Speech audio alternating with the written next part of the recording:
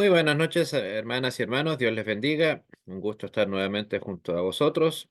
Les saluda desde el nombre de Escritura y Verdad.cl, un servidor, Andrés Martín Arrizaga, desde Temuco, Chile, para nuestra 12ª clase del curso Historia de las Reformas del siglo XVI. Bienvenidos y comencemos. Bueno, aquí vamos a tratar un tema muy poco conocido, y más aún en castellano. Curiosamente, incluso es difícil estudiarlo en alemán, eh, que es donde casi todo esto se desarrolló, más aún en castellano. Y en este caso es la reforma que intentó convertirse en revolución. A ver, las reformas, como nos hemos dado cuenta, intentaron, y en buena medida lo lograron, reorganizar las estructuras religiosas, obviamente, también civiles, el poder político, la cultura, la sociedad que se vivía en Europa. Pero a pesar de todo eso y de todos los cambios positivos que las reformas en todas sus expresiones entregó, habían sectores a los que eso no les resultaba suficiente y de hecho no les siguió sin resultar suficiente.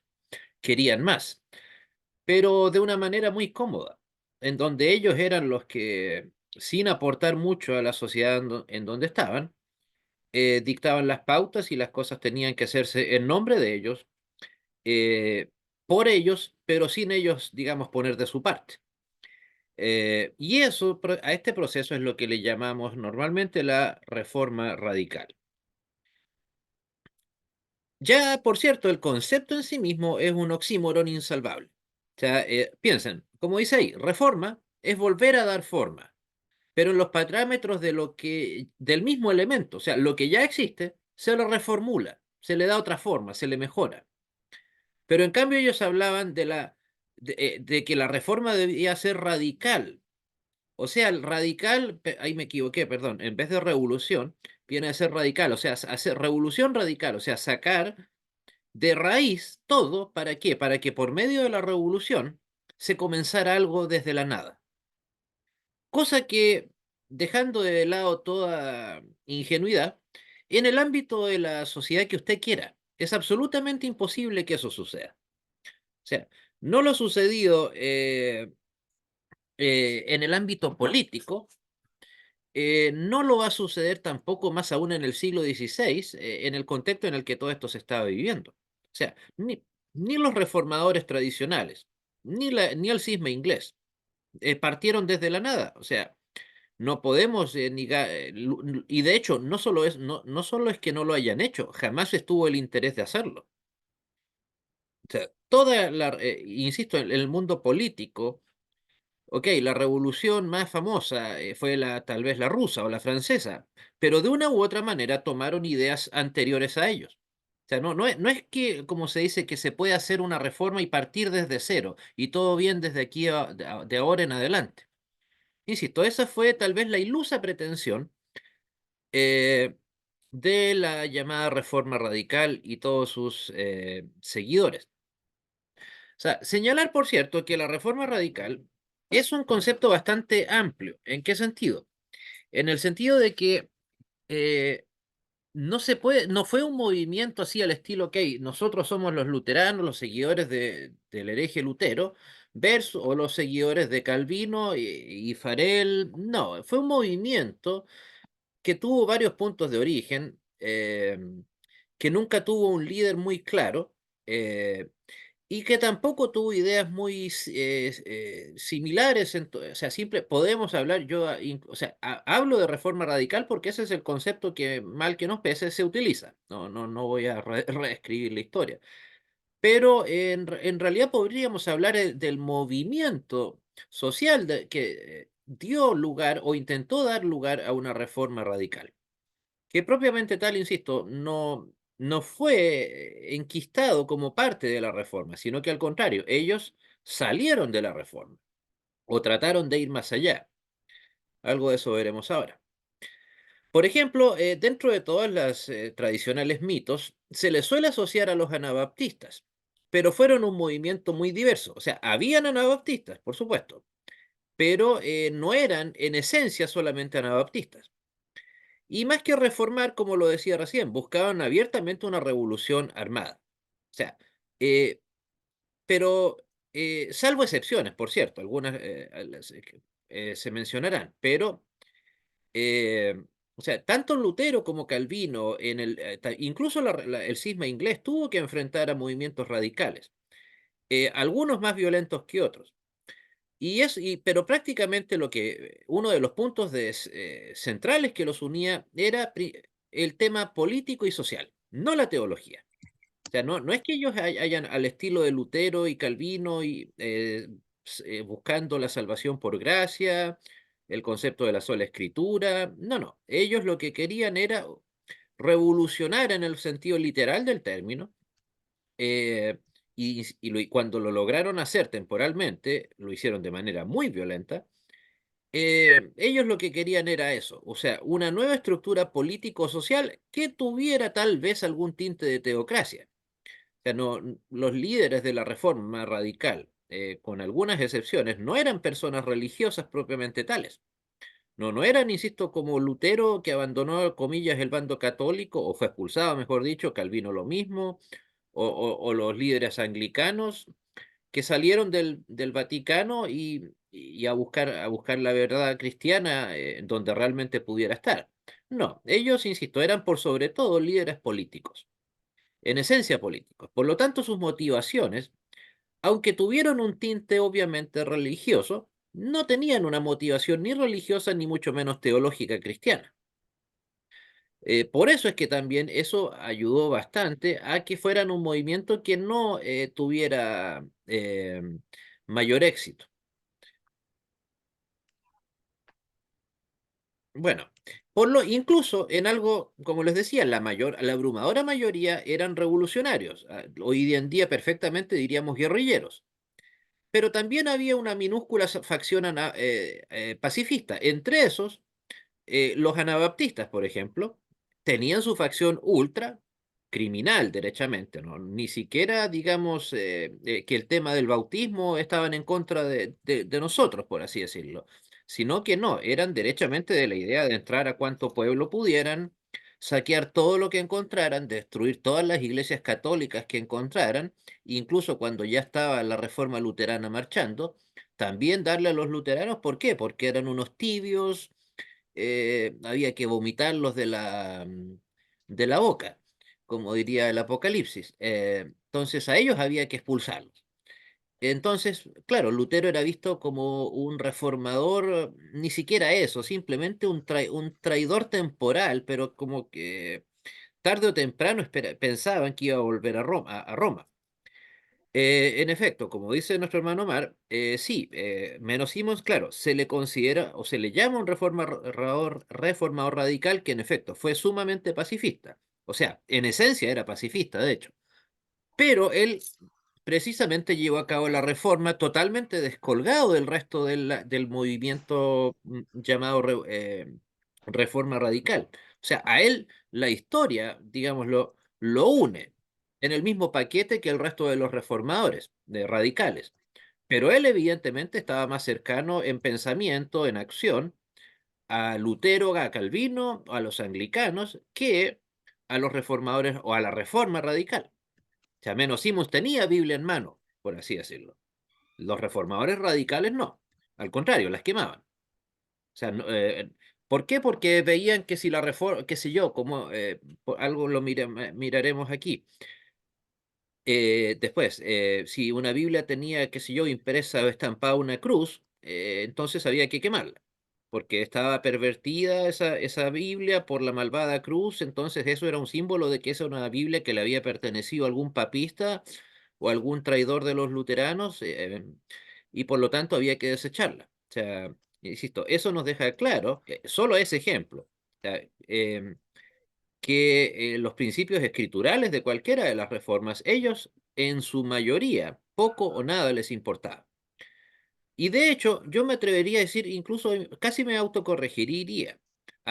No habían muchos, yo creo que la mayoría eran herejes en sus filas, principalmente de corte eh, arriano, o sea, derechamente no creían en la Trinidad, o la negaban, o en el mejor de los casos creían el modalismo trinitario, pero por sobre todo arrianos. El más famoso es el que hablamos cuando mencionamos las clases que ocupamos con el respecto de Calvino, el famoso Miguel Servet, que como les decía en aquella clase, ok, tiene una imagen muy lavada por el hecho de que fue ejecutado. Ok, insisto, yo no lo habría hecho, ¿no? Pero eso no quiere, no lo, el hecho de morir ejecutado, es como lo que pasa con Dietrich Bonhoeffer, el hecho de que haya muerto ejecutado no lo convierte en un cristiano, ni mucho menos. Y Servet era o sea, un claro ejemplo de eso. Eh, y él tampoco era, por cierto, pacifista. O sea, no podría decirse que él llegó a Ginebra y fue castigado, ejecutado por hereje. En realidad, él fue ejecutado por sedición, porque él estaba reclutando gente para unirse a los anabaptistas radicales cuando llegó a Ginebra. O sea, insisto, me podrá parecer tal vez exagerada la condena, pero delincuente en la práctica sí era. No era alguien que andaba en Ginebra buscando si podía averiguar si es que convencer a Calvino y a sus cercanos de que dejaran de creer en la Trinidad. Insisto, era un hereje de todas maneras, eso no cabe duda. No, él andaba buscando reclutar gente, tal vez no abiertamente, pero claramente no andaba, insisto, buscando dónde vivir expresamente o libremente su fe. No, de ninguna manera. También habían muchos antinomistas. Recuerden, antinomistas, en este caso, eso era un grupo muy determinado, pero en general antinomista es cualquier persona que cree que la ley, o cualquier cristiano, que cree que la ley mosaica, no tiene lugar en la vida espiritual del creyente hoy en día. Lutero tuvo que enfrentar a varios antinomistas que salieron de sus filas. El más famoso fue un tal Johannes Agrícola, que él rompió con Lutero y precisamente por el tema aquel, porque para él la ley no tenía nada que ver en la vida del creyente hoy en día. O sea, a lo cual, por supuesto, Lutero, Calvino habrían respondido de la misma manera, por supuesto, de manera para efectos salvíficos, soteriológicos, no cumple rol alguno, pero la ley moral sigue estando vigente. La ley, o sea, ya sí nos sirve los llamados tres usos de la ley como espejo, como guía y como freno. En cambio, para personajes como Agrícola, incluso Zwinglio, por cierto, Zwinglio también, que hablamos de él hace unas cuantas clases atrás brevemente, él también era antinomista. Él era más, además de que también recuerden, Zwinglio murió no predicando, no murió mártir, él murió en batalla sea, como lo decía, también a él, yo incluso a él lo sumaría al movimiento radical. ¿Por qué? Porque él intentó instaurar por las armas la reforma en Suiza, antes de que llegara Calvino, obviamente. Cosa que, insisto, ni siquiera Calvino lo hizo. O sea, piensen en la contradicción. Zwinglio, suizo, nativo, supuestamente amante de su país, pero enfrascó en una guerra civil al país más pacífico de la historia de la humanidad.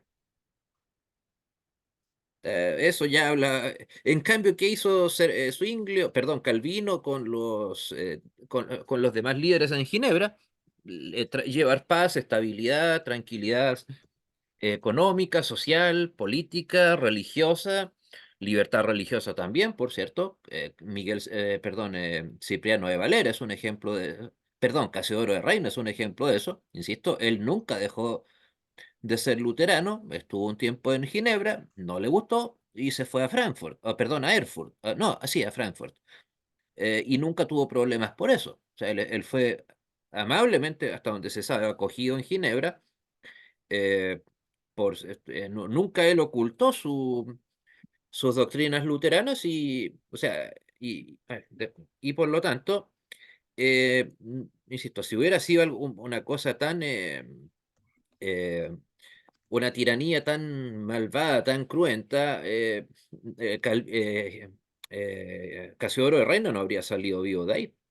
O sea, ya, ¿por qué? Porque cuando Casiodoro de Reina estuvo en Ginebra, ya había escrito su catecismo y era claramente luterano. Entonces, insisto, si no hubiera estado permitida ni la más mínima disidencia religiosa en Ginebra, en la Ginebra calvinista, entonces, ¿qué estuvo metido ahí Casiodoro de Reina? No, Cipriano de Valera, claro, lo que hizo fue traducir, el que tradujo la institución de la religión cristiana fue Cipriano de Valera, no Casiodoro de Reina. Eh, bueno, entonces, como les digo, lo que en buena medida le lavó la imagen a este movimiento es que se unió de una u otra manera históricamente con el movimiento anabaptista, que claro, es cierto, el movimiento anabaptista de una u otra manera terminó en mayor o menor medida enquistado en la que conocemos como Iglesia Bautista. Pero, pero también los bautistas tradicionalmente le hacen el quite, como decimos acá en Chile, le hacen el quite a la reforma radical. Ellos, bueno, insisten en que vienen desde el Pentecostés mismo, ¿no? Eh, entonces, pero imagínense, o sea, si ni siquiera los bautistas, que hasta por nombre podría asociarse que ellos derivan directamente de la reforma radical, lo hacen, o sea, eso dice bastante, ¿no? Y bueno, y como es evidente en razón de lo que acabo de decir, además de los pocos escritos que ellos hicieron, no difundieron los principios de la sola gracia o la sola escritura. Tal vez yo diría que podríamos resumir su enseñanza en el solo no vaticano. Eso podría decir, estamos de acuerdo en eso, pero más allá, no eran un movimiento que, insisto, lo único de reformado que tenía era que no eran católicos. Así de fácil. No, y que estaban en contra de del catolicismo romano. Excelente, bien por ellos, pero evidentemente ser luterano, ser calvinista no se asocia, no es sinónimo de tener que estar ahí pendiente de lo que hace o deja de hacer el Vaticano. Y claro, probablemente, no probablemente, sin duda, el gran defecto que tuvo el movimiento radical fue eso, que les importaba más lo que no creían que lo que sí creían. O sea, buscar una identidad desde afuera, o que sea lo de afuera lo que me da identidad a mí hacia adentro. O sea, ¿qué es lo que yo soy? No soy un luterano confesional, no soy de Wells, etcétera. No, ¿qué soy yo? Soy un no católico, por dar un ejemplo. Básicamente es lo mismo que le pasaba a los reformadores radicales. ¿Qué es lo que eran ellos? Eran anticatólicos. Y por lo tanto, la medida de las cosas buenas o malas para ellos no era el principio de la sola escritura, obviamente, sino que era el no ser, comillas, cercano al mundo católico. Insisto, o sea, ok, excelente, bien por ese lado, pero no podemos resumir la vida espiritual de ningún creyente a no ser algo. Tenemos que ser algo, no dejar de serlo. Y ese fue el gran defecto, gran error que cometió la reforma radical. Bueno, ¿alguna pregunta antes de continuar? Hermano, pues es casi lo mismo que está sucediendo actualmente con el mundo evangelical, que se ha vuelto completamente anticatólico, pero y basan su parámetros de verdad en base a su anticatolicismo. Sí, fíjese, la verdad que perfectamente se podría hacer una extrapolación a eso. O sea, el mundo evangelical, latinoamericano especialmente, tal vez, pero la diferencia es que sus motivaciones yo diría son otras. O sea, en general, por ejemplo, acá que me tocó la realidad chilena, ¿por qué el evangélico en general chileno es tan anticatólico? Yo creo que hasta casi lo entiendo. No estoy de acuerdo, pero ¿por qué? Porque después de todo el catolicismo romano trató tan mal a los protestantes y evangélicos hasta hace 100 años, o bueno, incluso más, o sea, hasta hace 60 años, los evangélicos éramos un estorbo en la sociedad chilena. Entonces, claro, como que cualquier cosa que se asomara a las parroquias podía resultar malo, pero esa no era la misma realidad ahí. O sea, o después de todo, eh, ¿por qué? Pero el problema se mantiene, insisto, porque aún así, ¿qué sentido tiene generar tu propia identidad si después de todo como una identidad, lo que me identifica? generar identidad en torno a algo que no soy. O sea, claro, o sea, se resume, como dice nuestro pastor Jorge, somos antirromanos. No digo que haya que ser pro, ni mucho menos, ¿no? Dios me libre, no. Claro, cualquiera que me conoce sabe que estoy totalmente contrario al movimiento ecuménico. No me interesa sentarme a la mesa con el catolicismo romano, de ninguna manera, por supuesto que no. Pero si algo es bueno o algo es malo, doctrinalmente hablando, me vale, me importa lo que dice la escritura, mis confesiones, no que se haga o se deje de hacer en el Vaticano. O sea, piensen, por algo en estas iglesias evangelicales escuchan la palabra catecismo, o escuchan que un luterano está leyendo el catecismo, o que un calvinista está hablando del catecismo de Heidelberg, y salen arrancando. ¿Por qué? Porque el catecismo es de los católicos. O sea, insisto, y precisamente lo extraño, o lo triste, es que estas mismas personas, yo creo que en toda Latinoamérica pasa lo mismo, en vez de tener una fe fortalecida, tienen una fe una cercanía a sus doctrinas muy débiles. Yo creo que ese es el gran que tienen.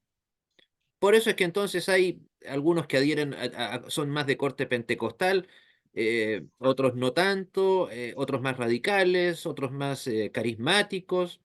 Eso finalmente, o qué es lo que le dio el origen al movimiento pentecostal acá en Chile, que una facción de la Iglesia Metodista Episcopal era más carismática, estaba de acuerdo con el tema de los dones y todo eso, y entonces no, tenían que irse o fueron expulsados de la Iglesia Metodista.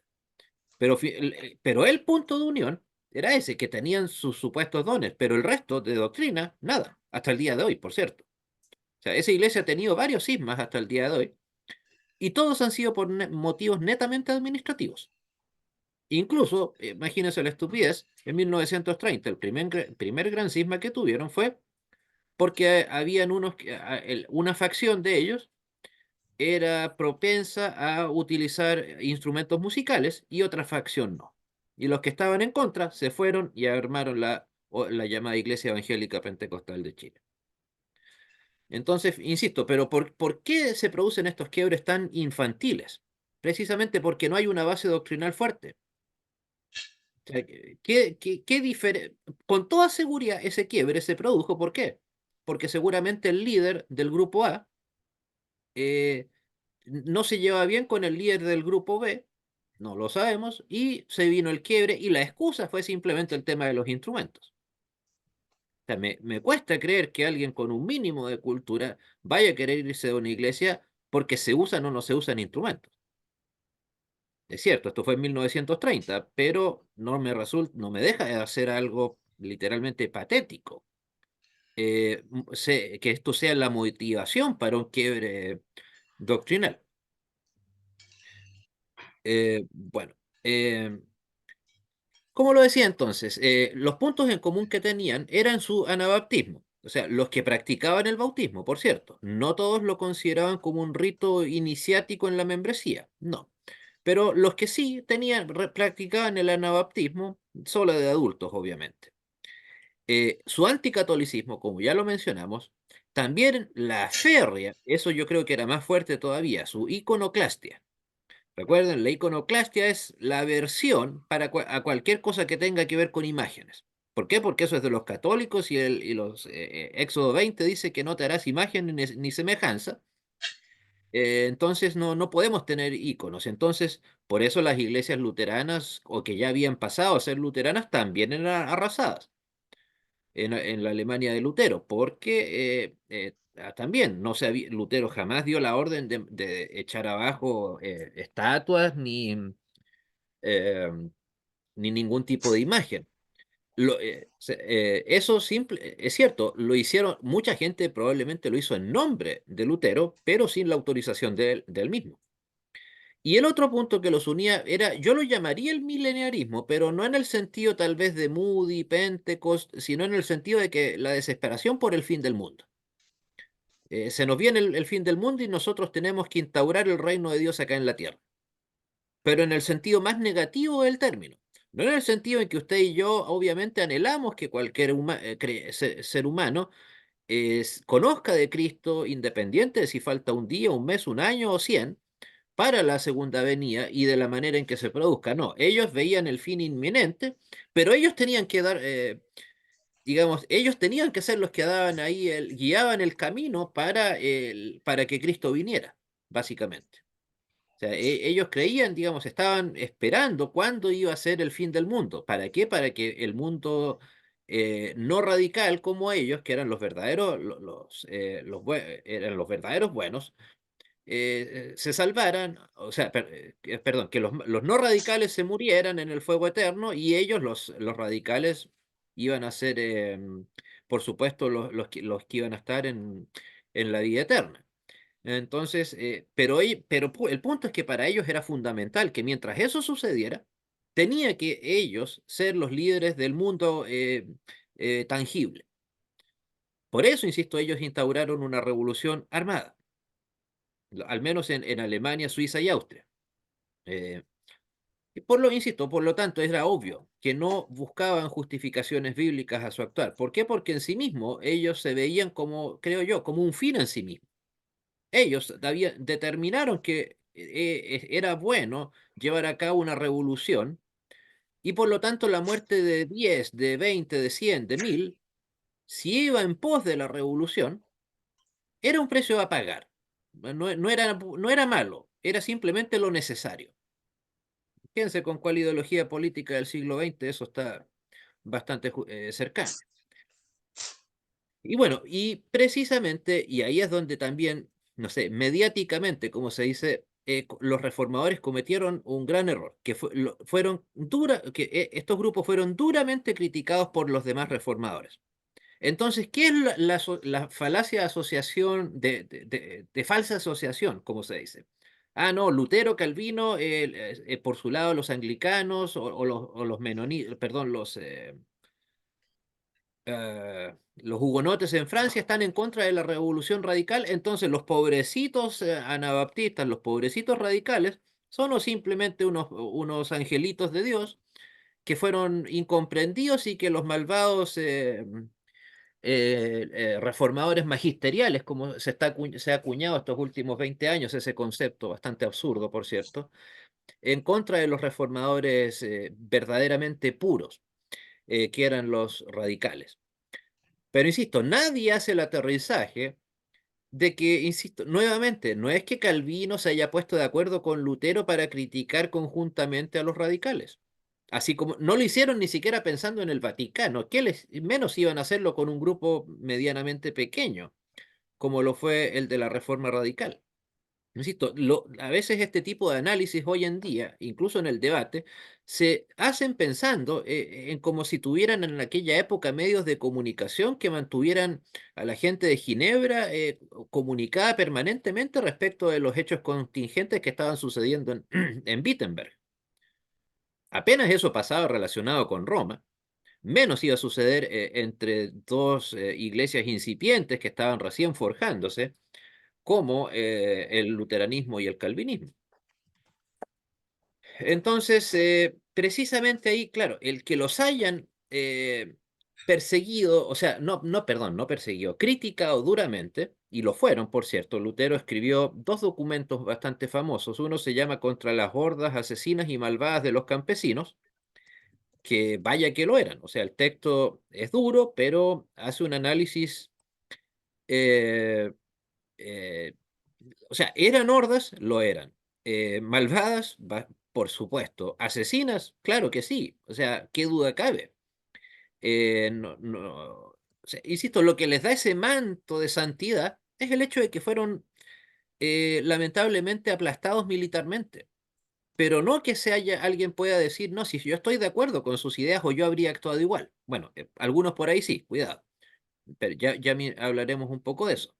Pero el tema fue ese, que claro, como recibieron críticas obviamente del Vaticano y por otro lado de la reforma mal llamada magisterial, o sea, Lutero, Calvino, el mundo anglicano, hugonotes, etcétera, entonces, claro, quedaron con ese aura, mejor dicho, de caramba, que somos sufridos nosotros, ¿no? Entonces, eso lamentablemente ahí creo que nuestros antepasados en la fe, tanto luteranos como calvinistas, cometieron ese error de permitir que esa idea se instaurara y quedara plasmada en el pensamiento de la gente, tristemente. Claro, sí, como dice nuestro hermano Omar, pasaron a la historia como los pobres víctimas de los perversos calvinistas y luteranos. Claro, pero claro, nuevamente, nadie hizo el aterrizaje. ¿Y dónde están las víctimas de los campesinos? O de los mismos campesinos. Insisto, ellos no llegaban a un pueblo a evangelizar, llegaban derechamente a destruirlo todo. Y cuando digo todo, es todo. Desde las ciudades, o sea, desde los centros cívicos hasta las iglesias. O sea, el pueblo que no adhería y llegaban estos criminales, eh, eran simple y sencillamente arrasado todo. Cultivos inclusive, con todo lo que implica en el siglo XVI perder hectáreas de cultivo. Entonces, o sea, en ese sentido, ¿qué diferencia habría entre los católicos de Lira en Irlanda y esta gente? La verdad que a mi opinión no mucha, en su actuar, digamos, en el sentido criminal de su actuar. Ok.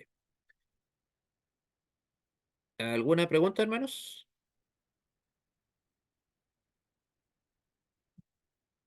Ok, bueno. Eh, entonces, más que buscar el pensamiento, ¿qué es lo que hizo Lutero y el resto, y Calvino y el resto de la Reforma? Buscaban el cambiar y cambiaron el pensamiento de la gente, no modificar simplemente su actuar, que es lo más simple. Buscaron cambiar la sociedad en su conjunto, de manera directa. O sea, nosotros los anabaptistas, los radicales, cambiamos la sociedad. O sea, en otras palabras, nos tomamos el poder político, pero sin encargarnos de que la gente cambie primero. O sea, en otras palabras, hacían exactamente lo que nosotros, me imagino, hasta el día de hoy le criticamos al catolicismo romano. Nosotros, la Santa Madre Iglesia, nos adueñamos hasta donde nos sea posible del poder político y las leyes se hacen a nuestro favor, el pensamiento se dirige en nuestro favor, la ética, la moral, la sociedad, costumbres, en nuestro favor, independiente de que la gente esté a favor nuestro o no. Exactamente es lo mismo que hicieron los radicales en esta época. Insisto, ¿qué sentido tiene cambiar las cúpulas de la sociedad si no cambias el pensamiento de la sociedad? Eso es exactamente lo que permitió el éxito de la reforma luterana y calvinista, que cambiaron a la gente, su pensamiento. No, no fueron a cambiar la sociedad como si por arte de magia la sociedad me va a bañar a mí con un nuevo etos, con un nuevo pensamiento. No, tengo que cambiar yo primero. Y esa es la gran diferencia de todos nosotros con el Vaticano. Cambio yo primero para influenciar mi sociedad, no al revés. Hermano Omar, dígame. Sí, saludos, pastor y demás hermanos. Lamentablemente, el espíritu de los reformadores, entre comillas, radicales, se encarna en sus descendientes y hoy en día, como usted lo mencionaba, la identidad de muchos, de un gran número de evangélicos, es simplemente ser la antítesis del catolicismo romano. O sea, ellos parten de lo que no, parten de llevar la contraria en todo al catolicismo romano. O sea, hay una ruptura total, incluso me atrevería hasta a decir que algunos movimientos unicitarios, unitarios, por considerar la doctrina de la Trinidad como de invención o de manufactura romana, la han terminado rechazando, la han terminado rechazando. Entonces, ellos no entendieron que a diferencia de Calvino, de Lutero, de que la reforma no fue un quiebre con la catolicidad de la iglesia, sino con el papado. O sea, y que, por supuesto, no todo lo que enseña la iglesia romana está contaminado por el error, por la herejía. Hay muchas cosas que son rescatables y no podemos, por una cuestión de fanatismo religioso, incluirlo todo en el mismo paquete. Claro, evidentemente, o sea, insisto, ese ha sido, parafraseando un poco lo ya mencionado o escrito por ti y dicho, repetido por un servidor, es la manera en que ha actuado buena parte del pueblo evangelical y especialmente el pentecostal nativo. Insisto, que ha forjado su identidad, algo tan fundamental como la identidad, en base a lo que no son, pero no en base a lo que son. Por eso, como, ya que mencionabas recién a los unitarios o unicitarios, eh, hay iglesias, existen dentro de las que podríamos llamar herederas de la Reforma Radical acá en Latinoamérica, incluso acá en Chile, existe el movimiento Solo Jesús. O sea, es un retoque del movimiento unitario, o lo Solo Espíritu Santo. O sea, pero ellos se consideran tan hermanos de usted como de mí. Entonces, ¿pero por qué? Porque a la Pastor, larga lo que les importa no es la doctrina, sino estar en contra del Vaticano o en el caso mío, estar en contra de los malvados reformadores del siglo XVI, que lo hicieron todo mal y dejaron todo a medias. Dígame, hermano. sí, fíjese, por ejemplo, en muchos canales evangélicos eh, es ya bastante habitual encontrarse con un programa que diga algo como esto: ¿por qué no soy católico romano? Y yo siempre me voy a preguntar, ¿por qué no afirmar primero mi identidad con base en lo que soy? Es decir, ¿por qué soy calvinista? Ya luego puedo decir por qué no soy, y no solo católico romano, por qué no soy anglicano, luterano, ¿verdad? Etcétera. Pero esa obsesión, ese afán de por qué no soy 12 razones o 10 razones por las que no soy católico romano. A mí no me importa por qué no eres católico romano. Yo quiero saber por qué eres lo que eres, si es que realmente tienes una identidad. Pero parece que ellos son como dependientes del catolicismo romano. O sea, son como parásitos, aunque suene feo, porque sin la existencia del romanismo, yo creo que ellos no podrían sobrevivir. Si la Iglesia Católica Romana desapareciera, yo creo que ellos perderían su razón de ser. O sea, yo diría que pierden precisamente su identidad. No tendrían, no, o sea, y vaya a saber uno el real motivo, solo ellos lo conocen, si es que acaso lo conocen, de por qué esa manera tan rara de pensar, siendo generosos en el vocabulario. Pero probablemente sin el Vaticano o sin un Lutero que criticar, ¿qué sería de ellos? Pero ahí los veo, los voy a ver seguramente el 31 de octubre, ahora este año, en la llamada Marcha para Jesús que se hace acá en Chile. Más encima, como, y seguramente cuando declaró el año 2006, si mal no recuerdo, día feriado oficial, legal acá en Chile, como Día Nacional de las Iglesias Nacionales, perdón, iglesias, el Día Nacional de las Iglesias Evangélicas y Protestantes, así se llama. El 31 de octubre, ahí andaban todos llorando, emocionados, como si fuera un nuevo avivamiento. Yo no sé, una vez le dije, oye, ¿qué tiene que ver un pentecostal unitario acá metido? Sea, es, bueno, pero bueno, paréntesis. Entonces, insisto, pero volviendo a ese punto que acabo de escribir, ¿qué sentido tiene cambiar una sociedad si no cambias a la gente que está en ella primero? Eso es, insisto, lo que le podemos criticar con toda razón al Vaticano, que es lo que siempre ha hecho. O sea, trata de moldear o derechamente someter a la sociedad para que la gente cambie. No, nosotros precisamente por algo hablamos del sacerdocio universal de los creyentes, no de la sociedad en favor del creyente, sino el creyente en favor de la sociedad para moldearla. Creyente primero, luego sociedad, no al revés. Bueno, el gran punto de quiebre con las reformas fue la llamada Guerra de los Campesinos que duró principalmente en el centro de Alemania entre el año 1524 al 1526. En realidad, más que llamarla, o sea, en un principio fue derechamente una revuelta criminal y que se convirtió en una guerra, pero en el momento en que los príncipes alemanes decidieron defenderse, pero tardaron por lo menos un año en defenderse. O sea, primero vino el arrasar todo lo que había de parte de los radicales. Por eso incluso Lutero originalmente llamó a la paz. Uno de sus sermones o documentos se llama Exhortación a la Paz. Pero, sin embargo, no pasó mucho tiempo en vista eh,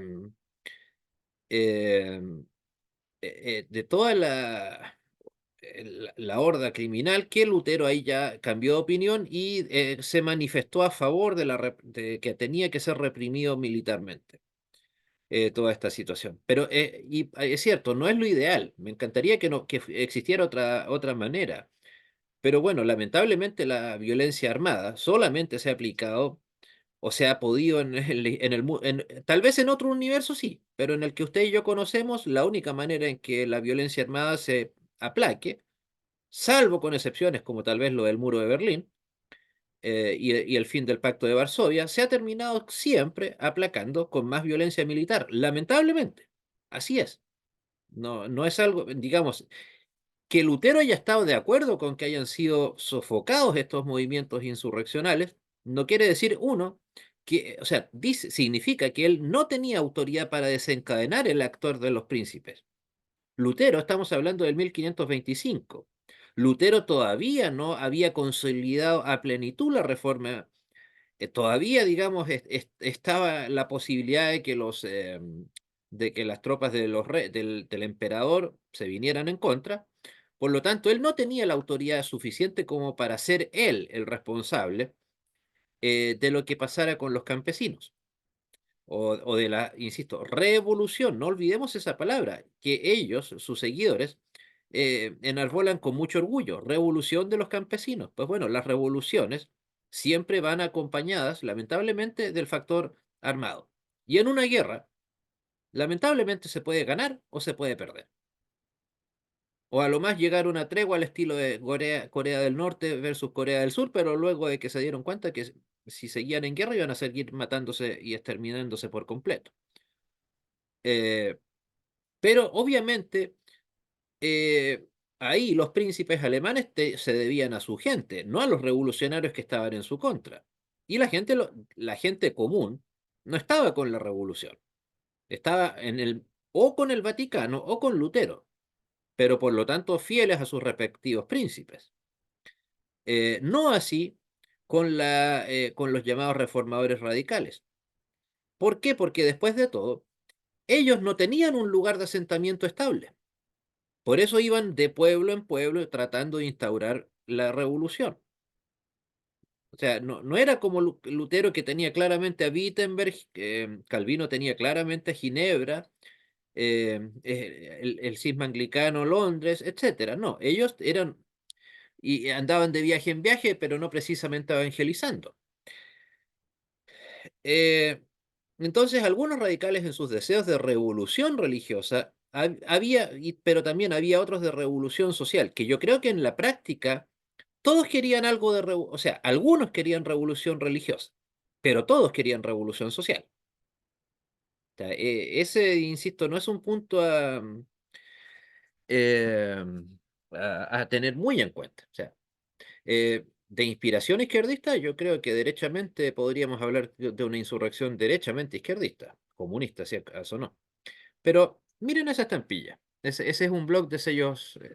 Lo traje no solamente por que siempre presento estas particularidades, pero ven ahí en toda la esquina está Thomas Münster, el que encabezó la reforma radical eh, en la Alemania, sí, en Alemania, que fue ejecutado en 1525. Aquí pueden ver, no sé, en la otra esquina, a una persona que está siendo acuchillada.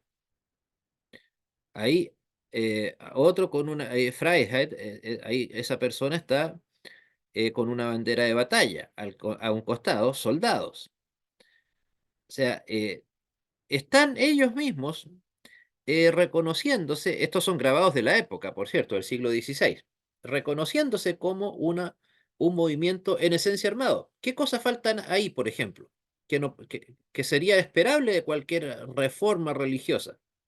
¿Qué cosa no se ve ahí? La palabra, algún símbolo Ya, religioso. exacto. Por algo, ¿por qué? Porque simple y sencillamente, reformar la sociedad a través de la palabra no les interesaba. Querían, en la práctica, podría resumirse en, ok, vamos por el pueblo, para el pueblo, pero sin el pueblo. ¿Por qué? Porque el pueblo no está con nosotros. Y eso fue exactamente, insisto, el pueblo, les guste o no a esta gente, estaba con Lutero en Alemania. No o en el caso de los que se mantuvieron en el Vaticano, estaban con el Papa, pero no con estos grupos. Si estos grupos fueron, la verdad, muy virulentos, muy violentos, pese a que no eran un movimiento tan gigantesco. O sea, cuando se habla de que murieron decenas de miles de personas cuando se masacró esto, es básicamente imposible. O algunos por ahí, alguna vez leí un libro donde hablaba de más de 100.000 muertos. No, eso es imposible. En aquella época, en apenas 2 años, era imposible llevar a cabo una matanza de esa magnitud. Yo creo que simplemente la persona a la cual leí encontró el número más grandilocuente que se le vino a la mente y lo escribió nada más, pero, o sea, porque fue más llamativo, insisto, pero el punto es que nuevamente nadie piensa qué es lo que vino primero. O sea, es como que criticáramos, qué sé yo, los soldados del Ejército Rojo que murieron en el año 1991, sin tener en cuenta que gracias a eso desapareció, gracias a Dios, la Unión Soviética. Claro que lamentablemente murió gente, pero, insisto, tristemente esa es la realidad en el universo en el que vivimos. Podrá gustar o no, pero esa es. No, no, lamentablemente nuestra opinión no les va a importar a esta gente. Bueno, al ver, bueno, esto ya lo veo. Ok. Y insisto, es más que probable que muchos de sus adherentes, o sea, sí, el ciudadano de a pie, digamos, el común, solo buscaban la anarquía y librarse de la realeza, no una verdadera reforma religiosa. Eso es lo que querían, sacarse encima de la monarquía, pagar menos impuestos y no tener que rendirle cuentas a un superior. Por algo incluso el extraño sistema administrativo que tenían ellos era casi anarquista. A nivel me refiero de sus pseudo iglesias, si es que se les puede llamar así. Eran una especie de anarquía, o sea, no tenían a un pastor líder, ni pensar en un obispo, ni un cuerpo de presbíteros. No, eran líderes que iban surgiendo probablemente más por su carisma, como el mismo Thomas Münster, que obviamente, preparación no, eh, que por otros factores. O sea, ellos, digamos, en vocabulario moderno diríamos, buscaban dinero fácil, arrasando, robando, saqueando. Mientras que Lutero y Calvino, ¿qué ofrecían? Biblia, educación, trabajo. Evidentemente, si entraban a saquear todo, por supuesto, me imagino que las iglesias católicas no tiraban o de las iglesias luteranas, los cáliz de oro no los tiraban al agua, los saqueaban y los vendían, no, ni tontos ni perezosos, como se dice, ¿no? Entonces, no era una cosa tan genuina, pero insisto, esa era la gran diferencia. La Reforma Radical y sus líderes ofrecían eso: revolución, usurpación, robo, saqueo. En cambio, ese no fue el camino de los reformadores. Ellos, ok, con sus matices, con sus cosas criticables, otras no tan criticables y otras excelentes, pero ese era el camino de Lutero y Calvino. Biblia en primer lugar, obviamente, educación, trabajo y familia, pero bueno, la familia no es fruto de una revolución, pero para estos tres factores, para ellos, por supuesto, para los reformadores radicales, les era ni de la más mínima importancia. Entonces también, como era lógico, algunos eran radicales en sus deseos de revolución religiosa y otros de revolución social, pero ¿cuál era el que más primaba? Con toda seguridad, los de revolución social. Y en general buscaban instaurar una nueva Jerusalén, pero sin amar a los enemigos. ¿Por qué menciono esta frase de la nueva Jerusalén? Porque gente que podríamos decir herederos indirectos del pensamiento de algunos de los reformadores radicales, en este caso el que sí era pacifista, como Menno Simons, Por ejemplo, ¿a qué se fueron los peregrinos del Mayflower? Cuando se fueron primero desde Inglaterra hasta Holanda y después desde Holanda hasta Estados Unidos, hasta las costas de Massachusetts en 1620. Ellos se fueron a instaurar, a su opinión, a su manera de vivir su espiritualidad, la Nueva Jerusalén. Eso es parte, de hecho, del manifiesto del Mayflower. Ellos querían construir el reino de Dios en la tierra, encabezado por ellos, pero de manera pacífica, con educación, con trabajo y, por supuesto, con familia. No así esta gente. O sea, es cierto, no me gusta, por cierto, la idea de una pseudo teocracia, esto de instaurar una nueva Jerusalén. Por supuesto que eso no lo comparto con los puritanos del Mayflower. Pero, insisto, esos tres factores tan importantes sí los tenían. Biblia, educación, trabajo, bueno, y el cuarto, por supuesto, familia. Los frutos están a la vista. O sea, y incluso eso marca una gigantesca diferencia entre el mundo anglosajón versus el mundo hispanoamericano católico. ¿Cuál es la fiesta por esencia de los puritanos? Acción de Bueno, gracias. el Día de Acción de Gracias, que tal vez ahí Angie nos puede corregir tal vez, pero a veces pareciera ser más celebrada que el mismo Día de la Independencia en Estados Unidos. O sea, una fiesta en donde se conmemora qué cosa. Más que el hecho en sí mismo, ¿cuál es el factor que se está agradeciendo en el Día de Acción de Gracias? El trabajo. Bueno, exacto, el trabajo y el agradecimiento. Claro, agradecimiento a Dios porque el fruto de su trabajo finalmente ya había tenido éxito y literalmente se iban a salvar de morir de hambre. Recuerden que los que se bajaron del Mayflower, cuando se produjo ya finalmente el Día de Acción de Gracias, había muerto un tercio entre enfermedades desconocidas y de hambre. Los que eran más débiles habían muerto. Por eso fue una celebración tan importante para ellos lograr su primera cosecha. Pero se imaginan cuáles son las celebraciones que tenemos acá. San aquí, San allá, San A, B, C, D, E, etcétera. ¿Qué fiesta relacionada con el trabajo tenemos acá en Latinoamérica? Gracias al mundo católico romano. Tristemente ninguna. Están las fiestas católicas, San A, B, C, D, etcétera, y las fiestas políticas en cada país. Pero no tenemos un Día de Acción de Gracias al estilo, insisto, de los peregrinos del Mayflower. Pero insisto, la gran diferencia es que estos peregrinos, que sí los podríamos catalogar doctrinalmente como parte de la reforma radical, ellos, insisto, sí querían trabajar, ellos sí querían obtener su riqueza a través de su trabajo y no del saqueo. Y sí tenían la Biblia. O sea, como una acotación simplemente, los peregrinos del Mayflower llegaron con la misma Biblia que los exiliados ingleses que se fueron a Ginebra tradujeron estando en Ginebra en 1569, me parece que fue. Y la segunda edición se hizo en 1500. Seguramente no, los de Mayflower seguramente llegaron con la Biblia de Ginebra que se editó en 1599. Y esa fue la Biblia que llevaron a Massachusetts. O sea, literalmente, llegaron con sus familias, con su fe y con su Biblia. No así, obviamente, los conquistadores españoles.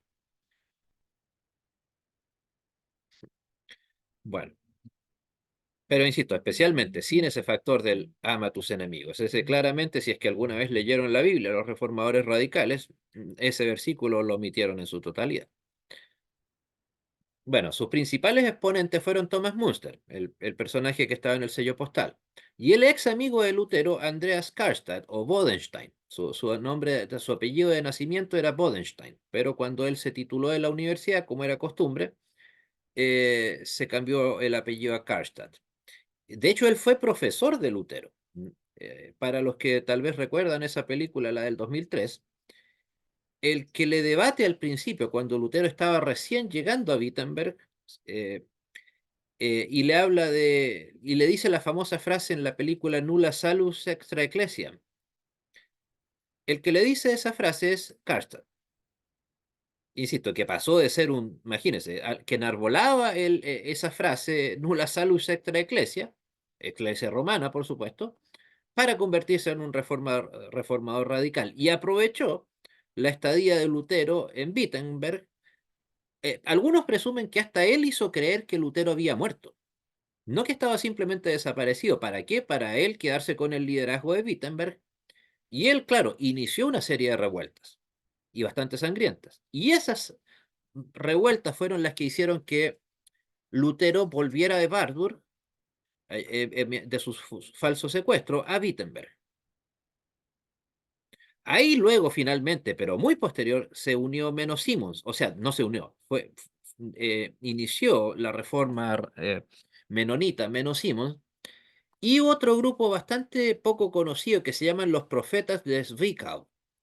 Este era un grupo, Zwickau es un pueblo en Alemania, pues se llama, ellos decían tener el don de profecía, pero dentro de sus profecías, por supuesto, estaban arrasarlo todo, destruir al pecador, pero destruir en el sentido literal del término. Ellos solían, ¿cómo se dice? Cuando le cortan la cabeza a una persona y la ponen en una lanza, ¿cómo es eso?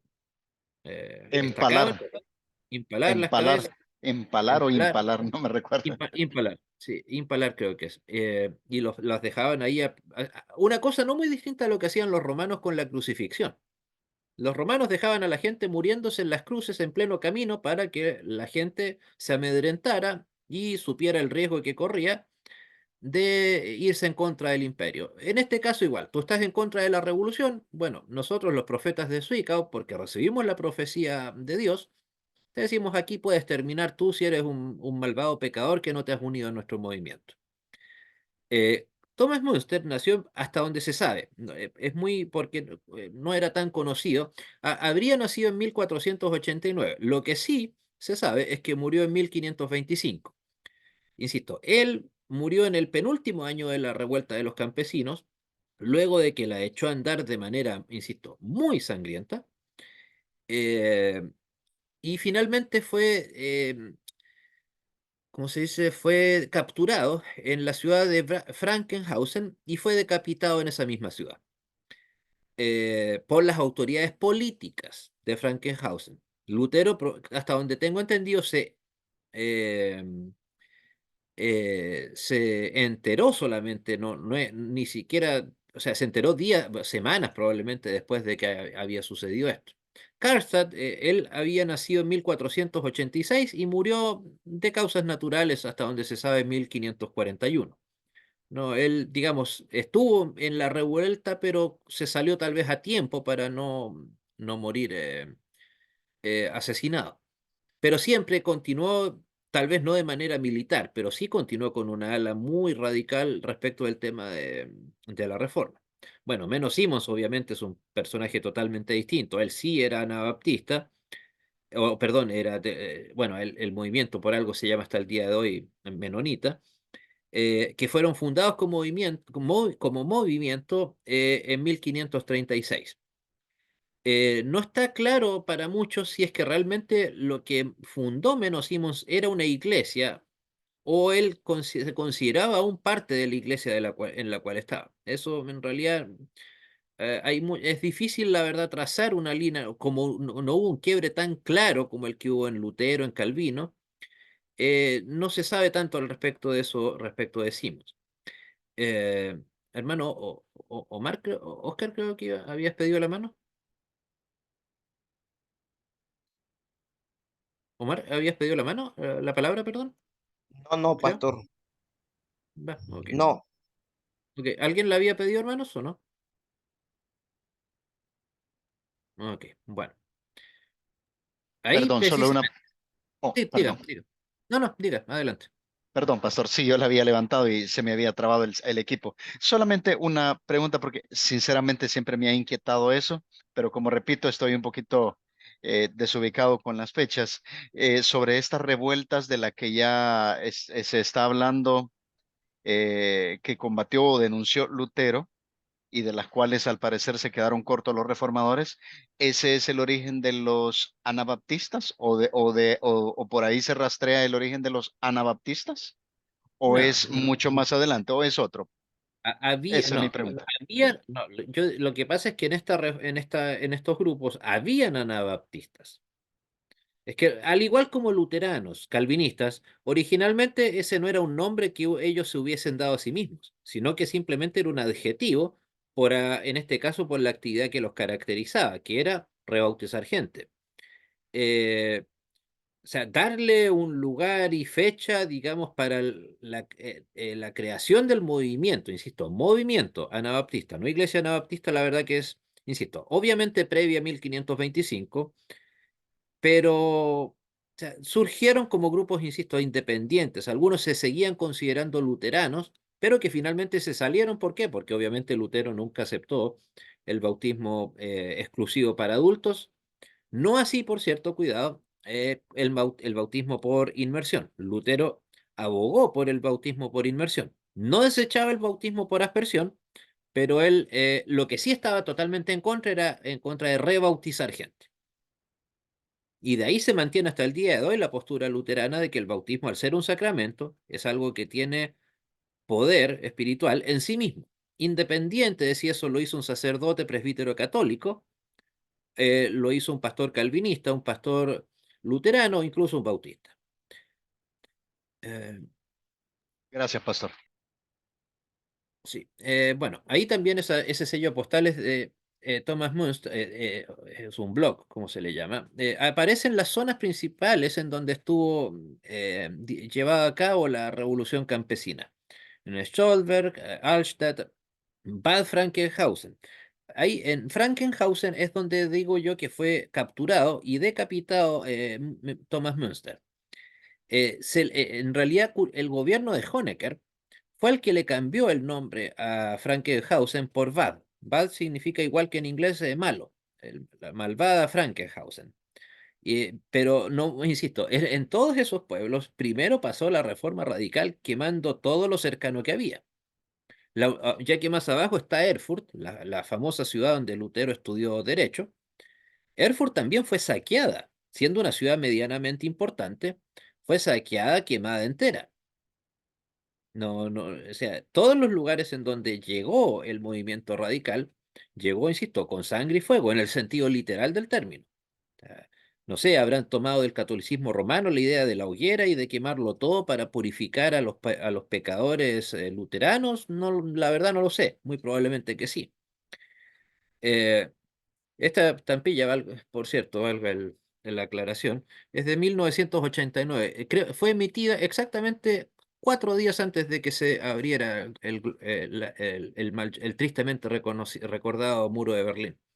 Fue emitida el 5 de noviembre de 1989. Bueno, en fin. Con el tiempo terminó siendo más recordado, como es claro, como una lucha de clases que como un movimiento religioso, especialmente en la Deutsche Demokratische Republik y en la herética teología de la liberación. O sea, lo poco que alguna vez en Latinoamérica se ha escrito sobre la reforma radical ha sido, fue muy defendida por herejes como Leonardo Boff, por ejemplo, o José Severino Croato, o este otro, el peruano, Gutiérrez. O sea, como dicen por ahí, dime quién escribe sobre ti, te diré quién eres, ¿no? O sea, si a herejes de tomo y lomo, como Croato, Gutiérrez, Severino, sí, o Míguez Bonino también, defienden un grupo como este, bueno, y más aún, si los defiende la DDR, o la difunta, gracias a Dios, Deutsche Demokratische Republik, por algo será, ¿no?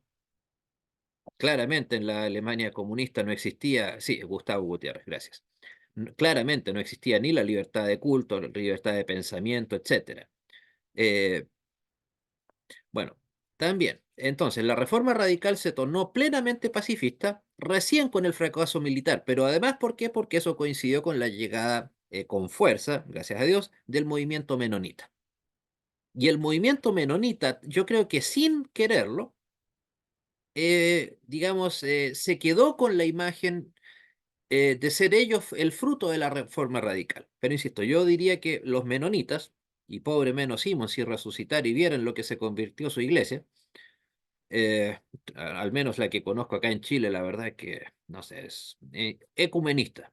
literalmente. Son pocos, pero los pocos que hay están en todas las reuniones ecumenistas ecuménicas que puedan ocurrírsele.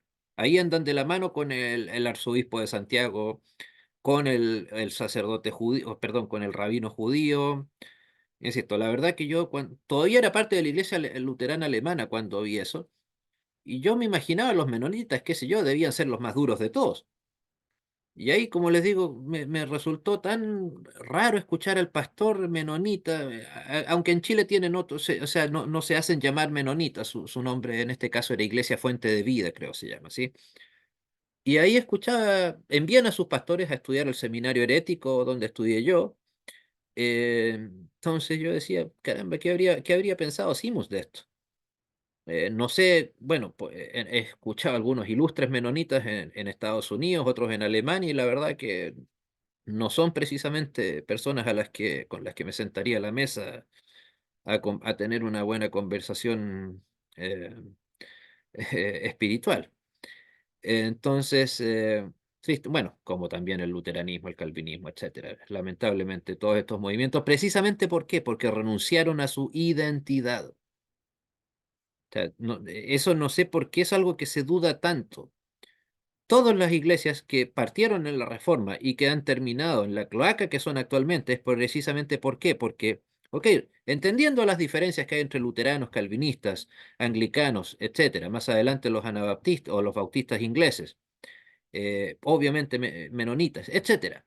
Ok, pero todos se apartaron de la doctrina que les dio luz, que les dio su razón de ser, para convertirse en las pseudo iglesias heréticas o clubes sociales que son hoy en día. A todos les pasó exactamente lo mismo, sin excepción. Es más, estoy seguro que los que redactaron la Confesión Bautista de Fe de Londres de 1689, o sea, va muy lejos después de la Reforma, jamás pensaron que iban a tener a un Billy Graham dentro de sus filas, un libre albedrista a ultranza. Jamás se imaginaron en que iban a ser parte o fundar una iglesia mileniarista. Insisto, no, o sea, yo que me di el trabajo de leer la Confesión Bautista de Fe de Londres, no me imagino que ellos hayan aceptado el decisionismo o el mileniarismo o que hayan negado el libre albedrío.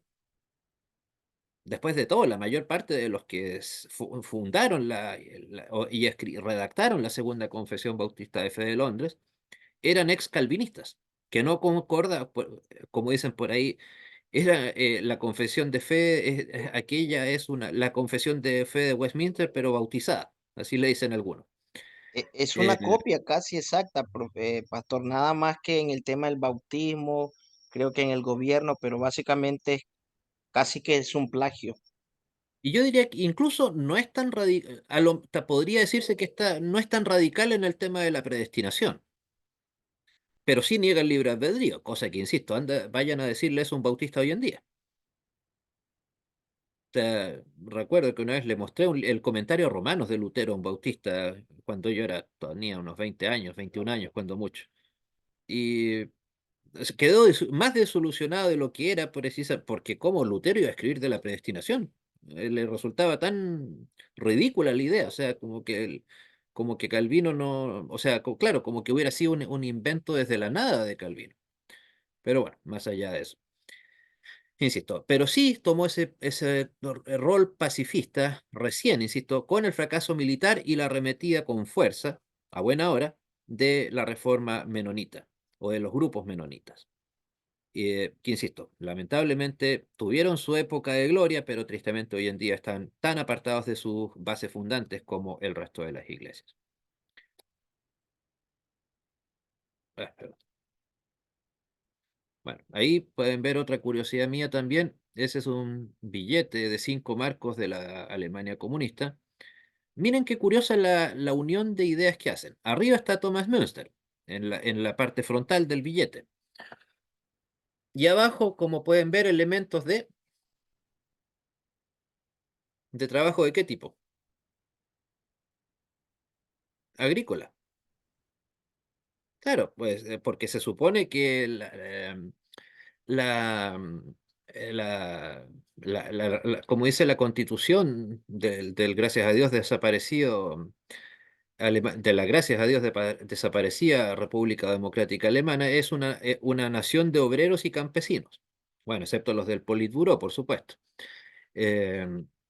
Pero claro, ellos curiosamente, desde el gobierno del mismo Ulbricht, cuando se cerró la frontera con el horripilante muro de Berlín, siempre exaltaron la figura de Thomas Münster. Se dieron cuenta que, bueno, aquí le tienen un billete, aquí le tienen un sello postal, acá le tienen 6 y otros tantos que aquí no alcancé a pasarlos por el escáner y por ese motivo no están acá. Todos son de la República Democrática Alemana. No sé si se habían dado cuenta de ese pequeño detalle. ¿Y por qué? Porque veían en la Alemania de Walter Ulbricht y posteriormente de Honecker, que vergonzosamente terminó sus últimos años de vida acá en Chile,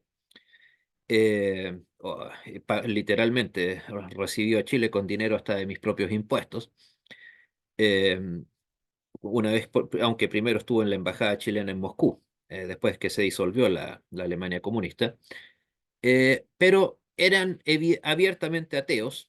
Entonces uno se hace la pregunta, ¿por algo les gustó tanto Munster? Pues, y ellos, durante buena parte de su gobierno, yo diría que hasta 1983, o sea, uno se puede dar cuenta de muchas cosas de la cultura de un país a través de sus sellos postales.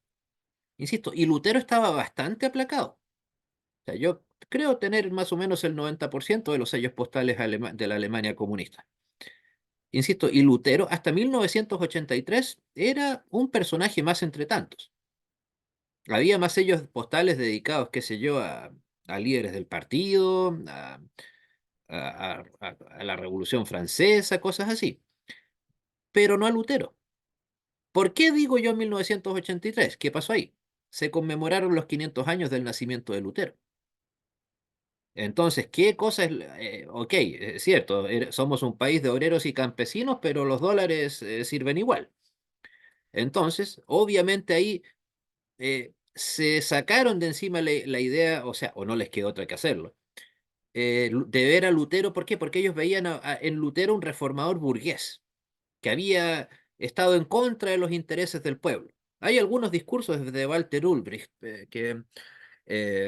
eh, insisto, del mismo año 61, curiosamente uno de esos, en donde él criticaba duramente a Lutero por el hecho de haber, insisto, no haberse unido al comillas pueblo, como si Lutero hubiera sido millonario. Eh, y resulta que, claro, ahí se puede ver que, claro, Lutero era visto como eso, como un reformador burgués, como alguien que estaba en contra de los intereses del pueblo. Después de todo, ¿qué le importaba, obviamente, a un gobierno ateo eh, que coartó las libertades religiosas a más no poder? O sea, piénsenlo así. Cuando se cerró el muro de Berlín, o sea, sí, se cerró la frontera del muro de Berlín el 13 de agosto de 1961. De todas las facultades de teología mantuvieron abiertas 4.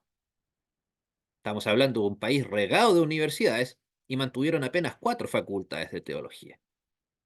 Eh, Se prohibió el ingreso de todo tipo de literatura religiosa externa. Cuando mucho eso se liberó en los años 70, cuando se comenzó a permitir que entrara con relativa libertad la Luther Bibel. Pero con el visto bueno, por supuesto, del gobierno de Honecker. Entonces, insisto, no es evidentemente, claro, casualidad que este movimiento haya sido visto tan bien, con tanto cariño. O sea, insisto, ¿o ustedes creen que a Honecker le importaba ahí en el Reichstag, perdón, en la sede del Partido Socialista Unificado, lo que hubiera pasado, dejado de pasar con las ideas de Thomas Muster? Cuando mucho, un ignorante como Honecker, lo único que sabía probablemente de la reforma es que se habían escrito 95 tesis y que había existido un tal Martín Lutero. Por lo tanto, evidentemente, demuestra el punto que hemos conversado toda esta clase, que lo que importaba tanto en la revolución, en la reforma radical, en la revolución, como a sus seguidores hasta el siglo XX, era más que las ideas que habían detrás, simple y sencillamente la manera, comillas, revolucionaria en que éstas se debían imponer.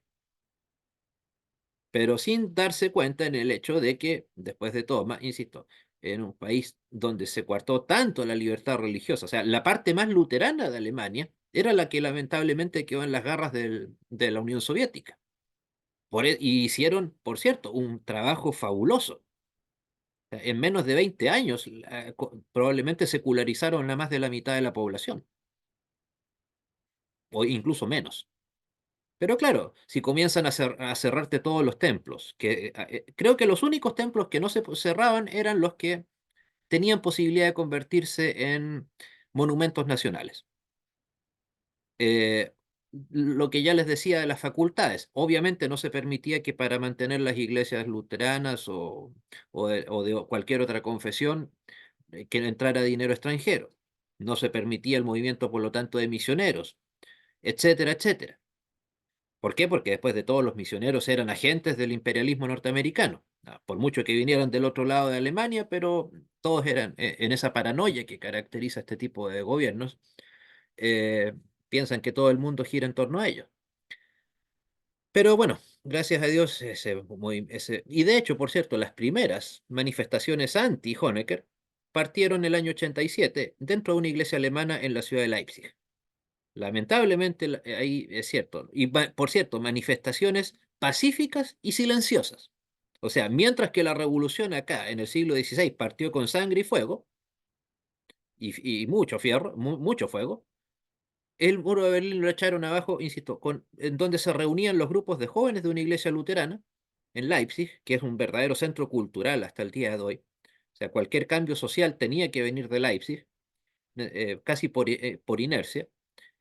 Y comenzaban a hacer una manifestación tan simple como compartirse una vela tras otra y salían a caminar por las calles de Leipzig. Y luego la gente comenzó a sumarse. Y ya cuando el gobierno de Honecker logró darse cuenta de que ya la cosa estaba mal, ya era demasiado tarde. Y finalmente Günther Schabowski anunció la apertura de las fronteras el 9 de noviembre de 1989. Pero bueno, insisto, más allá de consideraciones políticas, mis disculpas por haberme extendido tanto en ese punto, pero no deja de ser significativo y mucho. Que insisto, mientras que este mundo eh, opacó tanto la figura de Lutero, ni hablar de Calvino, no hay ningún sello postal, nada oficial en la Alemania oriental dedicado a Calvino, ni siquiera menos Simons, etcétera. O sea, el único, sino, insisto, ¿por qué? Porque después de todo Lutero, bueno, no les queda otra, ¿no? O sea, Wittenberg está en Wittenberg, Eisleben, Warburg, todo eso estaba en el sector oriental. Eh, y claro, de mala gana, no les quedó otra que abrirse a eso, insisto, después de todo la gente de Occidente lo que quería ir a ver eran los restos de las ciudades vinculadas con Lutero, no con un tal Thomas Münster sanguinario, que lamentablemente lo era. Eso, insisto, nos deja dos conclusiones, a opinión mía. Uno, de que nuestra identidad, insistir en eso, debe forjarse en torno a lo que somos, no en torno a lo que no somos. Si el Vaticano hace algo, bien por ellos. Si no lo hace, problema de ellos también, que se revuelquen en su propia mugre. Y lo otro, ser nosotros, creyentes, los que demos forma a la sociedad en la que estemos. No, pero apuntando a la persona, no a la sociedad. Insisto, todos los regímenes tiránicos han hecho exactamente el ejercicio contrario. Han hecho que la sociedad se cambie entera, encabezada por supuesto por el gobierno de turno, para cambiar a las personas. La Alemania nazi es un ejemplo perfecto de eso. Un iluminado que les dijo hagan tal y cual. Y lo hicieron. Ya conocemos las consecuencias. Y la gente lamentablemente lo aceptó de buena gana. Y vergonzosamente, tanto para luteranos como calvinistas, por cierto. Y menonitas también. Pero insisto, que sea siempre el testimonio del cristiano, del creyente, el que cambie su sociedad. No esperar que la iglesia, como si fuera un ente abstracto, como si la iglesia no estuviera formada por personas. ¿Por qué? Porque del momento en que hacemos eso, el ejercicio contrario, estamos atacando el principio fundamental de la reforma, que es cierto, lo acuñó primero Lutero, pero lo adoptó a plenitud Calvino, el sacerdocio universal de los creyentes. cosa que por supuesto estamos nosotros llamados a replicar. Muchas gracias. Pastor, y que la Iglesia romana también se ha visto obligada a reconocer. Ahora hasta ella misma adoptó el sacerdocio universal de los creyentes como parte de su teología. Sí, claro, Deudora de al menos, Lutero. claro, o sea, bueno, lo que dijo Francisquito hace no mucho, ¿no? De que tanto, o sea, opinión que por supuesto yo no comparto, que luteranos, protestantes y católicos estaban plenamente de acuerdo en la doctrina de la justificación. No sé, no sé si a Francisquito ahí le faltó su fernet argentino antes de decidir esa estupidez, pero lo que hizo evidentemente Panchito ahí fue darle la razón a Lutero. Insisto, no, por supuesto que el Vaticano no cree lo mismo que nosotros, pero estamos hablando del Vaticano. El Papa dijo eso. O Pastor, sea, el católico tiene la obligación de obedecer esas ridículas palabras, no yo, no usted. claro. Sí, De hecho, bueno, usted debe saber mejor que yo la declaración conjunta sobre la doctrina de la justificación que se celebró, me parece, en el 99. sí, el 31 de octubre de 1999 en Augsburg. Sí. Horrible. Claro, y de hecho parte en su artículo 1 diciendo que ambos confiesan conjuntamente en que creen en la salvación por gracia. O sea, en ese sentido, sin darle la razón al Vaticano ni en lo más mínimo, por supuesto que no. No sé cómo estos pseudo apologistas católicos romanos latinos, al estilo de Urbina, Alarcón, ¿cuál es el otro? El licenciado Guido Rojas. Rojas. No sé la verdad cómo no se han dado, o sea, por qué siguen tan contumaces, o sea, parecen pentecostales hablando del catolicismo, pero en versión católica. O sea, la frase, como se lo comentaba curiosamente a un colega en la mañana, colega profesor, la frase más hermosa que alguna vez le he escuchado sobre Lutero la dijo Ratzinger. Frase que con seguridad un evangelical tradicional ni por asomo se le habría ocurrido. Esa famosa frase tan hermosa, que el centro de la teología de Martín Lutero era todo lo que conduce a la causa de Cristo, y que el criterio hermenéutico fundamental de Lutero era cristocéntrico. No sé, ahí voy a buscar la frase y la voy a copiar después en el chat del grupo. Insisto, una frase fabulosa que, insisto, ni a un evangélico se le ha leído, ni a mí se me hubiera ocurrido, para serle franco. Pero insisto, claro, en efecto, el Vaticano, claro, ¿qué más va a estar de acuerdo precisamente con atacar o estar en contra del concepto del principio fundamental del sacerdocio universal de los creyentes? Bueno, por algo tienen a un papa, pues. Eso ya dice bastante. En fin. Bueno, ¿algún otro comentario, pregunta? Pastor, el otro día usted hizo una encuesta en, en el grupo, pero no sé al final si se van a extender las clases. Por mí no hay ningún problema. Por mí sigamos todo el tiempo posible, pero no sé a qué resolución se ha llegado. Ah, sí, bueno, en realidad no la comuniqué formalmente, pero sí, en efecto, serán 15 clases. No es Estamos, menos. y esta cuál es, ¿qué número es? La número 12 me parece. A ver. Ok, Sí, 12. Así que la próxima semana veremos la llamada, así llamada, reforma católica o contrarreforma o el criminal concilio de Trento. excelente, excelente. Muy bien. Bueno, ¿alguna otra pregunta, hermanos, antes de despedirnos? Bueno, hermanos, siendo así, buenas noches, Dios les bendiga y nos encontramos la próxima semana. Hasta pronto. Bendiciones, pastor. Bendiciones, hermanos. Les bendiga.